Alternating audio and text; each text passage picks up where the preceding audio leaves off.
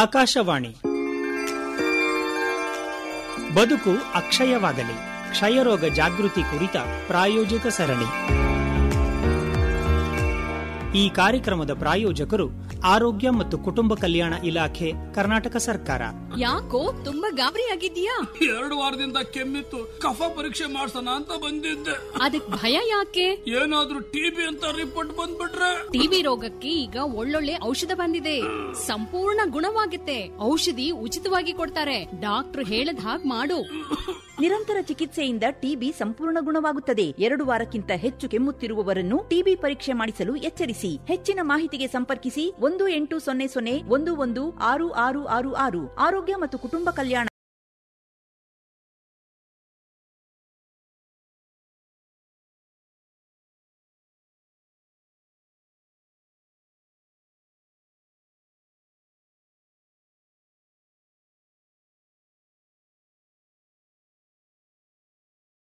ರಾಜ್ಯ ಕ್ಷಯರೋಗ ಸಂಸ್ಥೆ, ಆರೋಗ್ಯ ಮತ್ತು ಕುಟುಂಬ ಕಲ್ಯಾಣ ಇಲಾಖೆ. ಡಾಕ್ಟರ್ ನಿರ್ಮಲಾ ಅವರೇ, ನಮಸ್ಕಾರ. ಕಾರ್ಯಕ್ರಮಕ್ಕೆ ಸ್ವಾಗತ. ನಮಸ್ಕಾರ ಮೇಡಮ್. ರಾತ್ರಿ ಜ್ವರ, 2 ವಾರಕ್ಕಿಂತ ಹೆಚ್ಚು ಕೆಮ್ಮು, ಕಫದಲ್ಲಿ ರಕ್ತ, ತೂಕ ಕಡಿಮೆ ಆಗೋದು, ಇವೆಲ್ಲ ಕ್ಷಯರೋಗದ ಲಕ್ಷಣಗಳು ಅಂತ ಆಗಾಗ ಹೇಳೋದನ್ನ ನಾವು ಕೇಳಿದೀವಿ. ಈ ಲಕ್ಷಣಗಳಿದ್ದರೆ ಕ್ಷಯರೋಗ ಇರಬಹುದು ಅಂತ ಗುಮಾನಿಯನ್ನ ಪಡಬಹುದು. ಆದ್ರೆ ಈ ಕ್ಷಯರೋಗವನ್ನ ಖಚಿತಪಡಿಸ್ಕೊಳ್ಬೇಕಾದ್ರೆ ನಾವು ಪ್ರಯೋಗಾಲಯಕ್ಕೆ ಹೋಗ್ಬೇಕು, ಲ್ಯಾಬ್ನಲ್ಲೇ ಇದನ್ನ ಟೆಸ್ಟ್ ಮಾಡಿಸ್ಬೇಕು, ನಂತರನೇ ಇದು ಖಚಿತವಾಗೋದು ಅಲ್ವೇ? ಹೌದು. ಹಾಗಾದ್ರೆ ಲ್ಯಾಬ್ನಲ್ಲಿ ಏನೆಲ್ಲ ಪರೀಕ್ಷೆಯನ್ನ ಮಾಡ್ತೀರಾ ಕ್ಷಯರೋಗಕ್ಕೆ? ಒಳ್ಳೆ ಪ್ರಶ್ನೆ. ಕ್ಷಯರೋಗಕ್ಕಾಗಿ ಮೊದಲನೇದಾಗಿ ಮೈಕ್ರೋಸ್ಕೋಪಿ ಟೆಸ್ಟ್ ಅಂತ ಇದೆ. ಅದು ಎಲ್ಲ ಕರ್ನಾಟಕದ ಎಲ್ಲ ಆರೋಗ್ಯ ಕೇಂದ್ರಗಳಲ್ಲಿ ಲಭ್ಯವಿದೆ. ಎಲ್ಲ ಪ್ರಾಥಮಿಕ ಆರೋಗ್ಯ ಕೇಂದ್ರದಲ್ಲಿ ಮೈಕ್ರೋಸ್ಕೋಪಿ ಟೆಸ್ಟ್ ಇದೆ. ಅದರಲ್ಲಿ 2 ಥರದ ಮೈಕ್ರೋಸ್ಕೋಪಿ ಟೆಸ್ಟ್ ಇದೆ. ಒಂದು ZN ಮೈಕ್ರೋಸ್ಕೋಪಿ ಅಂತೀವಿ, ಇನ್ನೊಂದು ಫ್ಲೋರಿಸೆಂಟ್ ಮೈಕ್ರೋಸ್ಕೋಪಿ ಅಂತ ಹೇಳ್ತೀವಿ. ಏನು ವ್ಯತ್ಯಾಸ? Fluorescent microscopy the sensitivity is more, 10% extra ಇಟ್ಕೊಳ್ಳುತ್ತೆ. ಮತ್ತೆ ಮೈಕ್ರೋಸ್ಕೋಪಿಯಲ್ಲಿ 10,000 ಬ್ಯಾಕ್ಟೀರಿಯಾ ಇದ್ರೆ ಮಾತ್ರ ನಮ್ಮ ಮೈಕ್ರೋಸ್ಕೋಪಿಯಲ್ಲಿ ಪಾಸಿಟಿವ್ ಸಿಗುತ್ತೆ. ಟಿಬಿ ಬ್ಯಾಕ್ಟೀರಿಯಾ ಇದೆ ಅಂತ ಕಂಡುಹಿಡಿಯುತ್ತೆ, ಬಟ್ ಆ ರೋಗಿಗೆ ಯಾವ ಡ್ರಗ್ಗೆ ರೆಸಿಸ್ಟೆನ್ಸ್ ಇದೆ ಅಂತ ಹೇಳೋದಿಲ್ಲ. ಈಗ ಯಾರಿಗಾದ್ರೂ ಕ್ಷಯರೋಗ ಇದೆ ಅಂತಂದ್ರೆ ಆ ಕಫವನ್ನ ನೀವು ಮೈಕ್ರೋಸ್ಕೋಪ್ ನಲ್ಲಿ ಪರೀಕ್ಷೆ ಮಾಡ್ತೀರಾ. ಕೆಲವೊಂದ್ಸಲ ಚರ್ಮ ಪರೀಕ್ಷೆಯನ್ನು ಮಾಡ್ತಾರೆ ಅಂತ ಕೇಳಿದೀವಲ್ಲ ಡಾಕ್ಟರ್? ಹೌದು. ಕ್ಷಯದಲ್ಲಿ 2 ವಿಧ ಇದೆ. ಒಂದು ಕ್ಷಯದ ಸೋಂಕು, ಸುಪ್ತ ಕ್ಷಯ ಅಂತ ಹೇಳ್ತೀವಿ. ಇನ್ನೊಂದು ಕ್ಷಯರೋಗ. ಸುಪ್ತ ಕ್ಷಯದಲ್ಲಿ ಏನಾಗಿರುತ್ತೆ ಅಂದ್ರೆ ವ್ಯಕ್ತಿ ಆರೋಗ್ಯವಂತನಾಗಿರ್ತಾನೆ, ಬಟ್ ಅವರ ಶರೀರದಲ್ಲಿ ರೋಗಾಣು ಇರುತ್ತೆ. ಅವರು ಯಾವುದೇ ವ್ಯಕ್ತಿಗೆ ಹರಡೋದಿಲ್ಲ. ಆ ವ್ಯಕ್ತಿ ಆರೋಗ್ಯವಂತವಾಗಿ ಕೂಡಿರ್ತಾನೆ. ಹಾಗಾದ್ರೆ ಆರೋಗ್ಯವಂತ ವ್ಯಕ್ತಿಯಲ್ಲಿ ಈ ಕ್ಷಯದ ಸೋಂಕು ಇರಬಹುದು ಅಂತ ಯಾವಾಗ ಅನುಮಾನ ಬರುತ್ತೆ? ಹೌದು.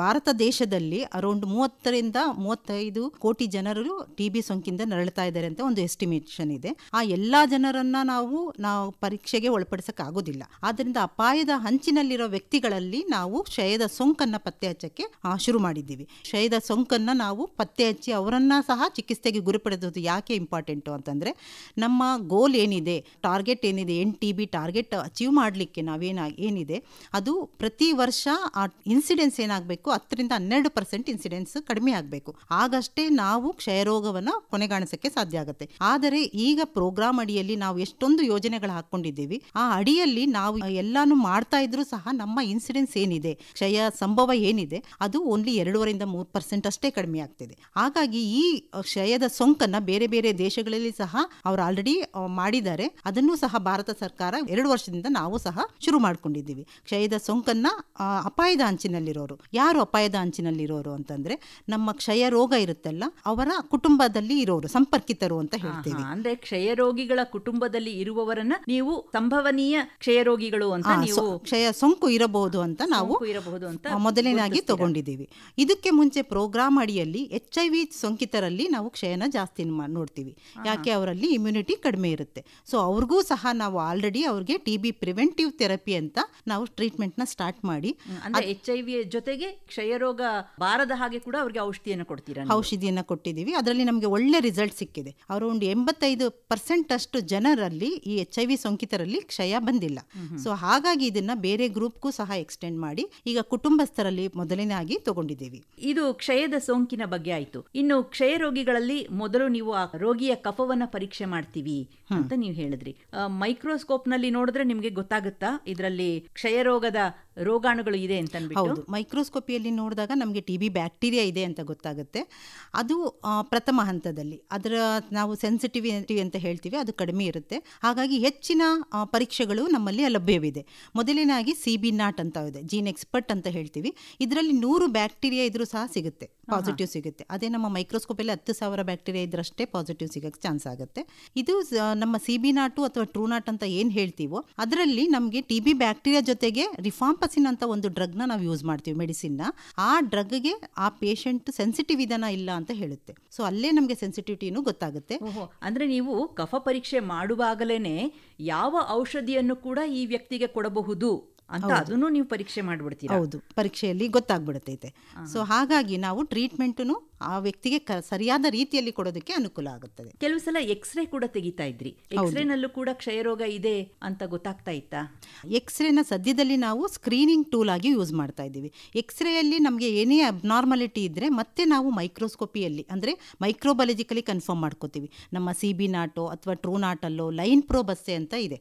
ಲೈನ್ ಪ್ರೋಬಸ್ಸೆಯಲ್ಲಿ 2 ಹಂತದಲ್ಲಿದೆ, ಮೊದಲನೇ ಹಂತ, 2ನೇ ಹಂತದಲ್ಲಿ. ಈ ಲೈನ್ ಪ್ರೋಬಸ್ಸೆಯಲ್ಲಿ ನಮ್ಮ TB ಟ್ರೀಟ್ಮೆಂಟಲ್ಲಿ ಉಪಯೋಗಿಸೋ ಎಲ್ಲ ಔಷಧಗಳಿಗೆ ರೆಸಿಸ್ಟೆಂಟ್ ಪ್ಯಾಟರ್ನ್ ಗೊತ್ತಾಗುತ್ತೆ. ಈ ಔಷಧಿ ಆ ರೋಗಿಗೆ ಉಪಯೋಗ ಆಗುತ್ತಾ ಇಲ್ಲ ಅಂತ. ಈ ಲ್ಯಾಬೊರೇಟರಿಗಳು ಹೈ ಎಂಡ್ ಲ್ಯಾಬೊರೇಟರಿ ಅಂತ ಹೇಳ್ತೇವೆ. ಕರ್ನಾಟಕದಲ್ಲಿ 4 ಲ್ಯಾಬೊರೇಟರಿಗಳು ಇದಾವೆ. ಅದು ಒಂದು IRL ಬೆಂಗಳೂರು ಅಂತ, ಇಂಟರ್ಮೀಡಿಯೇಟ್ ರೆಫರೆನ್ಸ್ ಲ್ಯಾಬೊರೇಟರಿ ಬ್ಯಾಂಗ್ಳೂರ್ ಅಂತ, ಮತ್ತೆ ನ್ಯಾಷನಲ್ TB ಇನ್ಸ್ಟಿಟ್ಯೂಟ್ ಬ್ಯಾಂಗ್ಳೂರಲ್ಲಿ ಒಂದಿದೆ, ಬೆಳ್ಳಾರಿ ರೋಡಲ್ಲಿ, ಕಿಮ್ಸ್ ಹುಬ್ಬಳ್ಳಿಯಲ್ಲಿ, ಮತ್ತೆ ರಿಮ್ಸ್ ರಾಯಚೂರಲ್ಲಿದೆ. ಈ ಎಲ್ಲಾ ಲ್ಯಾಬೊರೇಟರಿಗಳು NABL ಸರ್ಟಿಫೈಡ್ ಲ್ಯಾಬೊರೇಟರಿ ಆಗಿ ಕರ್ತವ್ಯ ನಿರ್ವಹಿಸ್ತವೆ. ಪ್ರಥಮ ಹಂತದಲ್ಲಿ ಪ್ರಾಥಮಿಕ ಆರೋಗ್ಯ ಕೇಂದ್ರದಲ್ಲೇ ಕಫ ಪರೀಕ್ಷೆಯನ್ನ ಮಾಡಿ ಕ್ಷಯ ಇರಬಹುದಾ ಇಲ್ವಾ ಅಂತ ಹೇಳ್ತಾರಾ? ಹೌದು. ಇನ್ನು ಹೆಚ್ಚಿನ ಪರೀಕ್ಷೆ ಬೇಕು ಅಂತಂದ್ರೆ ಆ ಕಫವನ್ನ ಅಲ್ಲಿಗೆ ಕಳಿಸಬೇಕು. ಹೌದು, ಪ್ರಾಥಮಿಕ ಆರೋಗ್ಯದಲ್ಲಿ ಮೈಕ್ರೋಸ್ಕೋಪಿ ಎಲ್ಲ ಕಡೆ ಇದೆ, ಅಲ್ಲಿ ಪರೀಕ್ಷೆ ಮಾಡ್ತಾರೆ. ಎಲ್ಲೆಲ್ಲಿ ತಾಲೂಕು ಹಾಸ್ಪಿಟ್ಲ್ಗಳಲ್ಲಿ, ಜಿಲ್ಲಾ ಹಾಸ್ಪಿಟ್ಲ್ಗಳಲ್ಲಿ ಮತ್ತೆ ಮೆಡಿಕಲ್ ಕಾಲೇಜಲ್ಲಿ ನಮಗೆ CB0 ಮತ್ತೆ TrueNAT ಇದೆ, ಅಲ್ಲಿ ಬರೋ ಪೇಷಂಟ್ಗೆ ಡೈರೆಕ್ಟ್ಲಿ ಈ ಟೆಸ್ಟ್ಗಳನ್ನೇ ಮಾಡಿ ಅಲ್ಲೇ ರೆಸಿಸ್ಟೆನ್ಸ್ನ ನಾವು ನೋಡ್ತಾ ಇದ್ದೀವಿ. ಅಂದ್ರೆ ಈಗ ಮೈಕ್ರೋಸ್ಕೋಪ್ನಲ್ಲಿ ಪರೀಕ್ಷೆ ಮಾಡಿದ್ರೆ ತಕ್ಷಣ ಗೊತ್ತಾಗ್ಬಿಡುತ್ತೆ ಇದೆಯಾ ಇಲ್ವಾ ಅಂತ.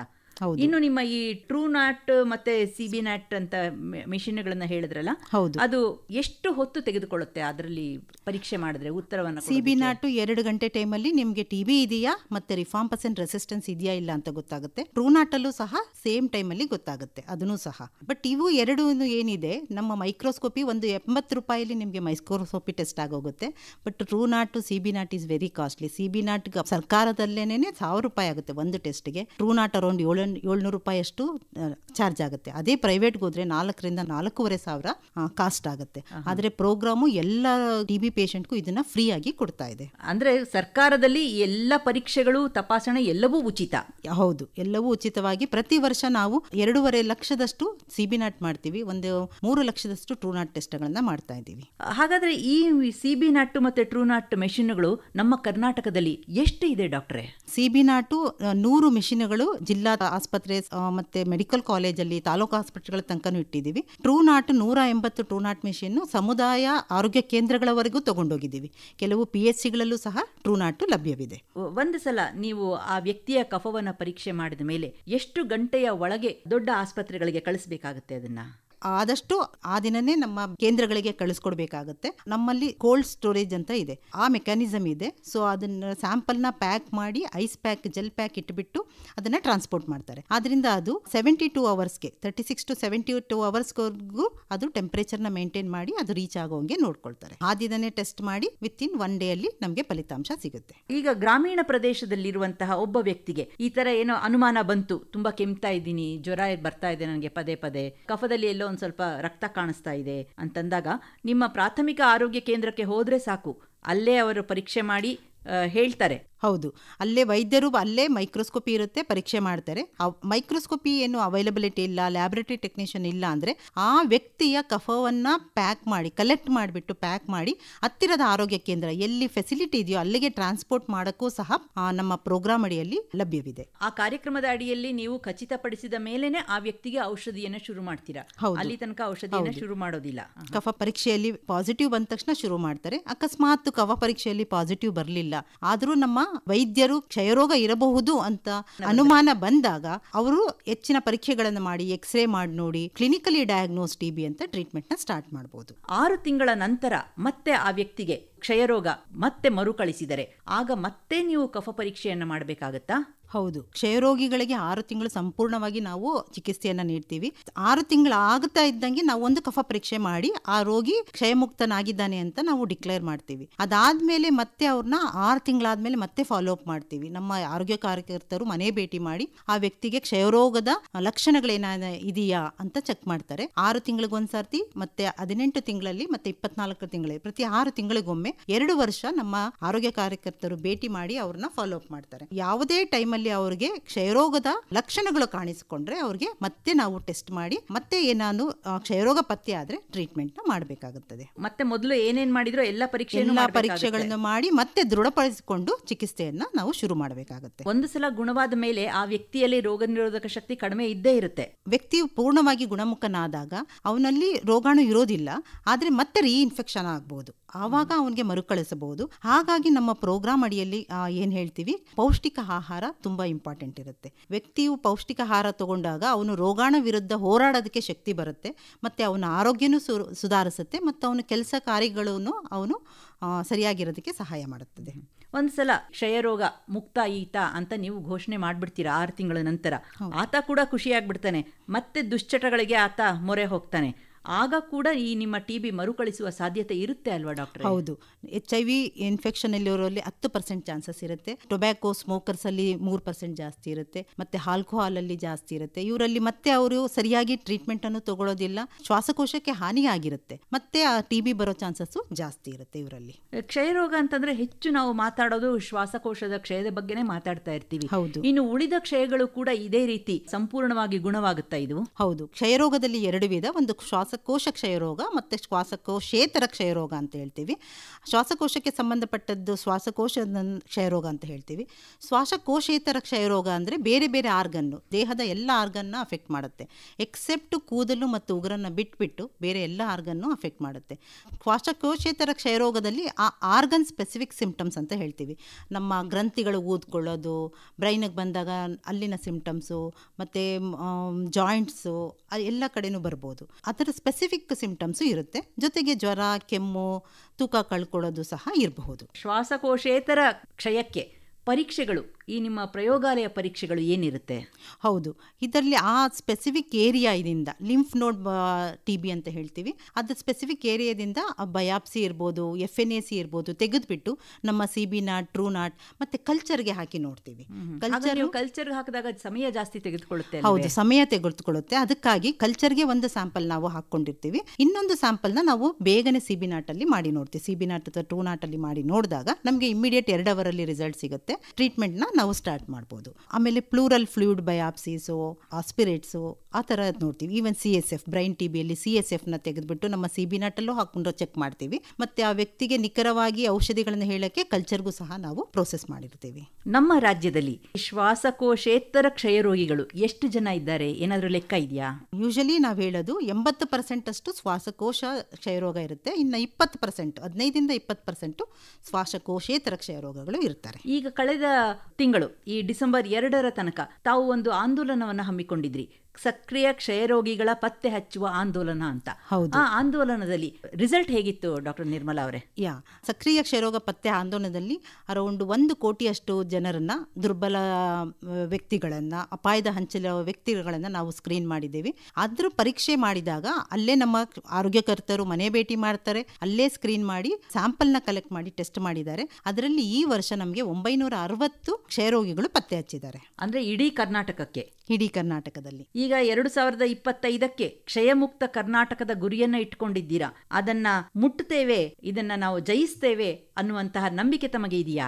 ಹೌದು, ಖಂಡಿತವಾಗಿ ಕ್ಷಯಮುಕ್ತ ಕರ್ನಾಟಕ ಮಾಡಬಹುದು. ನಮ್ಮ ಡಿಪಾರ್ಟ್ಮೆಂಟ್ ಎಲ್ಲರೂ ಕೈ ಜೋಡಿಸಿದರೆ ಡೆಫಿನೆಟ್ಲಿ ನಾವು ಕ್ಷಯಮುಕ್ತ ಕರ್ನಾಟಕ ಮಾಡಬಹುದು. ಬಹಳ ಆತ್ಮವಿಶ್ವಾಸದಿಂದ ಹೇಳ್ತಾ ಇದ್ದೀರಾ ಡಾಕ್ಟರ್ ನಿರ್ಮಲಾ ಅವರೇ, ಕ್ಷಯಮುಕ್ತ ಕರ್ನಾಟಕ ಆಗೇ ಆಗುತ್ತೆ ಅಂತನ್ಬಿಟ್ಟು. ಈಗ ನೀವೆಲ್ಲ ಇಲಾಖೆಯಲ್ಲಿ ಯುದ್ಧದ ರೀತಿಯಲ್ಲಿ ಇದಕ್ಕೋಸ್ಕರ ನೀವು ಕೆಲಸ ಮಾಡ್ತಾ ಇದ್ದೀರಾ. ನಿಮಗೆ ಜಯ ಸಿಗ್ಲಿ. 2025ಕ್ಕೆ ನಮ್ಮ ಕರ್ನಾಟಕ ಕ್ಷಯಮುಕ್ತವಾಗಲಿ ಅನ್ನುವ ಆಶಯದೊಂದಿಗೆ ಕಾರ್ಯಕ್ರಮದಲ್ಲಿ ಭಾಗವಹಿಸಿದ ತಮಗೆ ಧನ್ಯವಾದಗಳು. ಮತ್ತೆ ಭೇಟಿಯಾಗೋಣ. ನಮಸ್ಕಾರ.